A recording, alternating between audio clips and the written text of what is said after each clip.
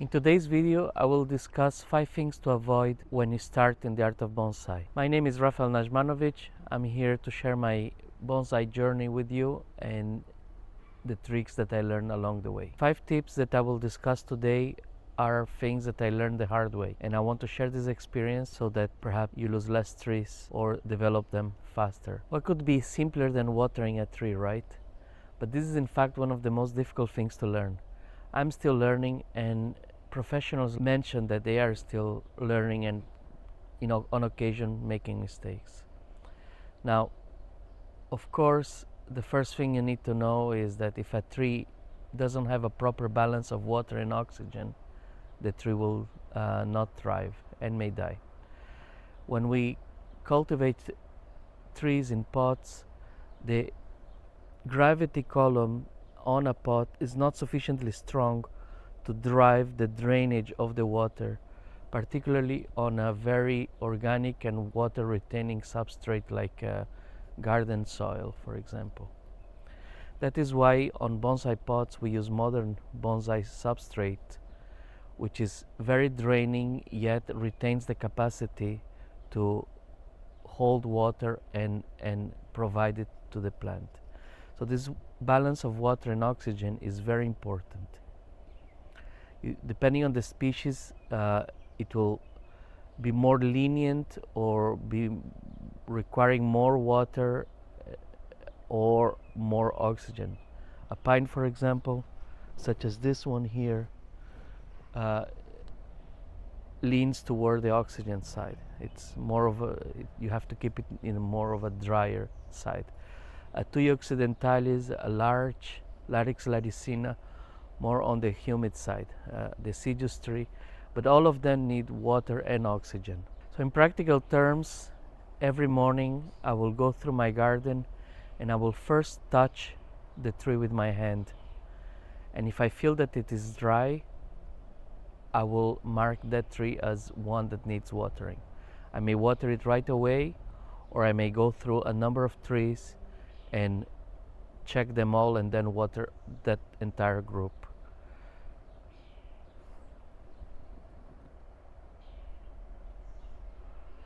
Some people will stick their finger the first half centimeter into the substrate, or some people may even suggest using humidity probes. I don't think any of this is necessary. Just touching the substrate surface, and it doesn't matter if it has top dressing, moss, or just the substrate. If it feels dry, then the tree needs to be watered. There are a number of factors that influence your decision whether watering the tree or not if it doesn't need yet water. So you touched it, it's a bit humid still, then you have to think of a number of things. How much foliage the tree has? What is your schedule for the day? What is the weather that day? What was done to that tree recently? What species it is? Which position in your garden it is? All these things affect your decision to water.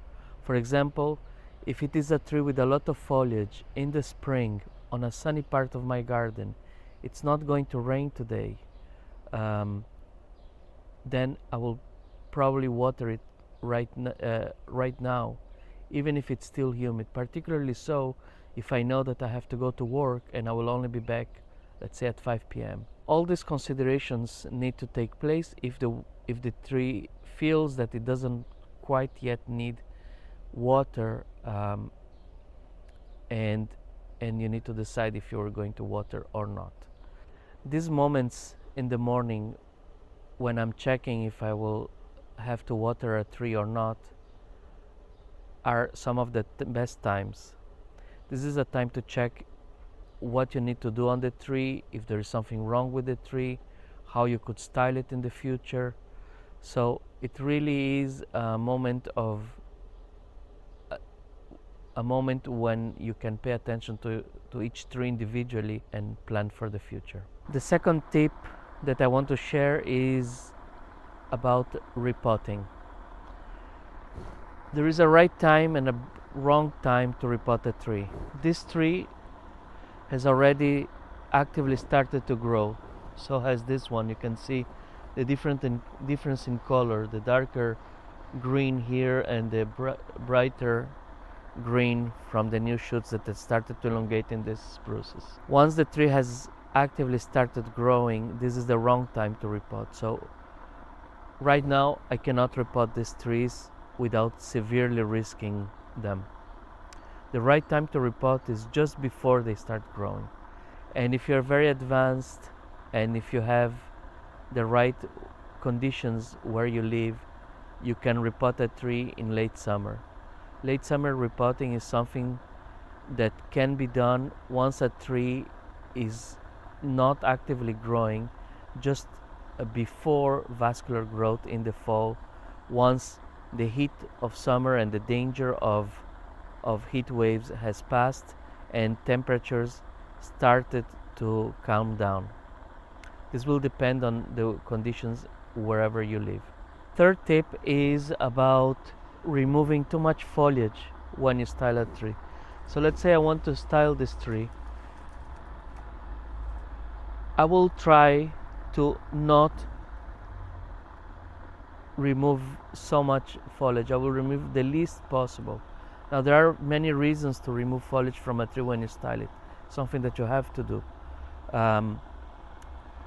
You have to remove structural flaws. So for example, a position where you have several branches growing from the same place, this will eventually create inverse taper. But you do not necessarily need to remove immediately to a bifurcation, the trunk plus one branch. You can wait perhaps with 3 and actually use this as part of your design. So you have to be creative and use as much foliage as possible. This will be better for the health of the tree as well as for the aesthetic result of your styling.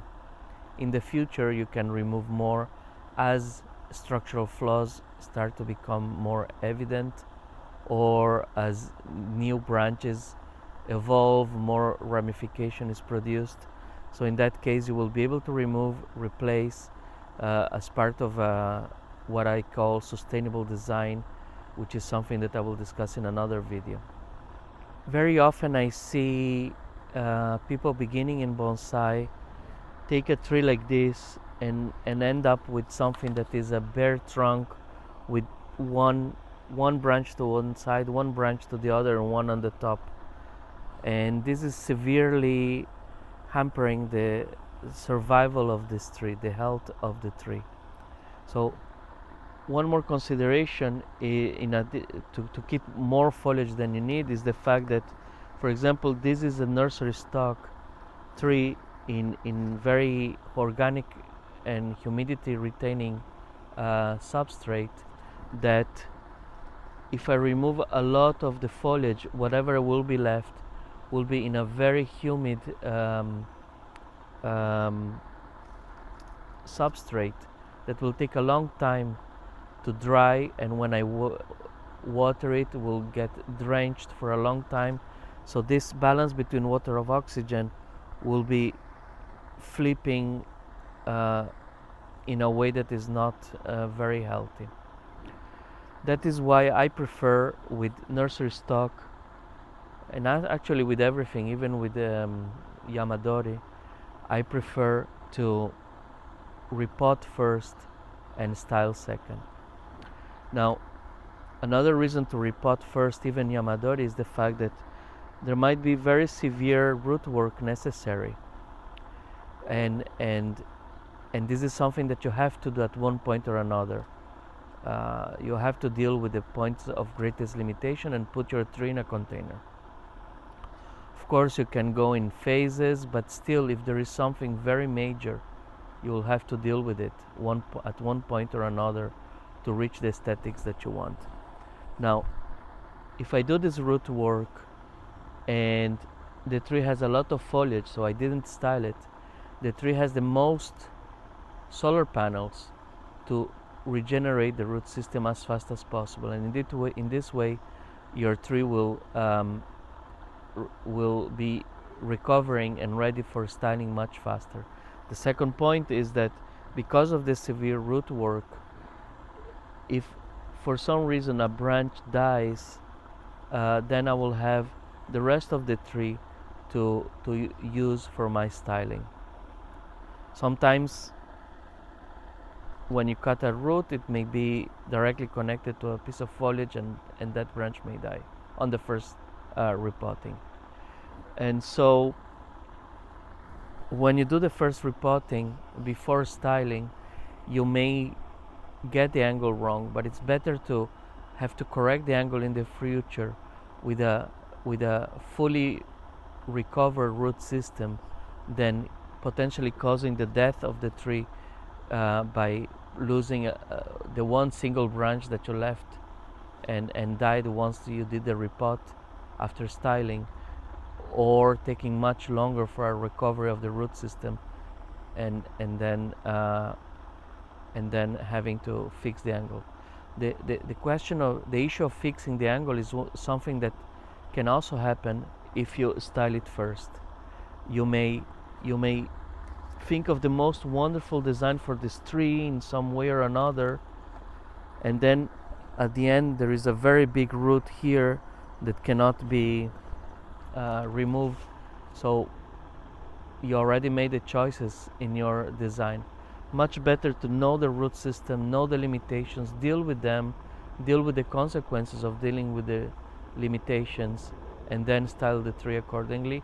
And afterwards, if you have a change of angle or an adjustment, it's a much smaller adjustment than what would happen after styling in the first repot. The fourth tip is actually a combination of the previous two, is the mistake of styling and repotting a tree at the same time. I know that when we start, we want to do stuff, we want to have something that we enjoy. Believe me, if you style a tree, especially the first styling from a nursery stock, and repot it at the same time, your tree will not survive. You may be lucky and it does, good for you, but why risk it? One injury at a time. Style first, deal with the proper watering if it is in nursery container, or repot first and then style it, which I recommend, and do the other thing the other time, the next year, the next season. One idea that I mentioned to people is get two trees, repot one, style the other, learn about the differences in watering through your own experience. Even if a tree is not styled, if it is repotted, if it goes into a container, it looks much better already. This consideration of enjoying your trees in bonsai pots, even if it's not the final pot, is something very important to keep you going in bonsai when you start. My favorite route for the health of the trees to repot first. You can already enjoy it in a pot. It will recover faster, and then you can style it in the future. My last tip is about junipers, and more generally about what to do with trees when you start. Many people buy a bonsai tree already in a pot, and many times they are sold a juniper and they are told that it is a tree that can live indoors. Junipers cannot live indoors. Junipers, as any tree, need sunlight. Some trees are more tolerant of lower light levels and more dry air. For example, a ficus can live indoors all year, but ideally even a ficus will thrive and will develop much faster outside. If you live in a place like I do in Montreal, where obviously a ficus cannot live outdoors, that's the very reason why we would like to have a tree indoors. The conditions are so poor indoors and throughout the year that you need very specialized equipment to get a tree to develop at the best possible way, or you need to accept that your tree will never be top-notch. So when you start, you have to consider what is this tree. You need to have some knowledge. Don't start in bonsai on a whim. But if you did already and you have a juniper has to stay outside. There's an entire issue of how to transition it to the outdoors and how to overwinter it. This is something that I will not discuss today, but a juniper has to be outside, and a ficus, if you can, at least during the summer, keep it outside. And now for the bonus tip. People starting bonsai are of two kinds. Those that jump head on and get hundreds of trees, well, not hundreds, but dozens, and those that get one or two. I suggest that you need to have a balance between these two extremes. You need to have enough trees so that you have sufficient material to learn and to practice and to have what to do with them in a manner that is safe for the trees. And at the same time, you need to have not so many trees so that either you lose them because you're still learning or you don't know how to maintain them, so that you have enough material to enjoy yourself, enjoy the beginning of your journey in bonsai, start building a collection, but it's still manageable. It's still okay. If you lose a tree, you will lose a tree, and of course, don't spend hundreds of dollars on something that you may kill. It took me several years before I bought the first piece of expensive material, and that was only once I decided that the risk of me killing that tree was something that I could accept. You know, you could have 5, 6, 7, just variety of types of trees, variety to allow you to style some, to repot some, to learn really the techniques, and there are many things to learn, and with that you will get well on your way in bonsai. By improving your watering technique, not repotting a tree at the wrong time of the year, not removing too much foliage when you do the first styling of a tree, not styling and repotting a tree at the same time, and giving trees the right conditions to thrive, you will advance in the art of bonsai at a much faster pace than I did. So I hope you enjoyed. I hope you learned something in this video, and if you have any comments, please write them down below. And until the next one, bye bye for now.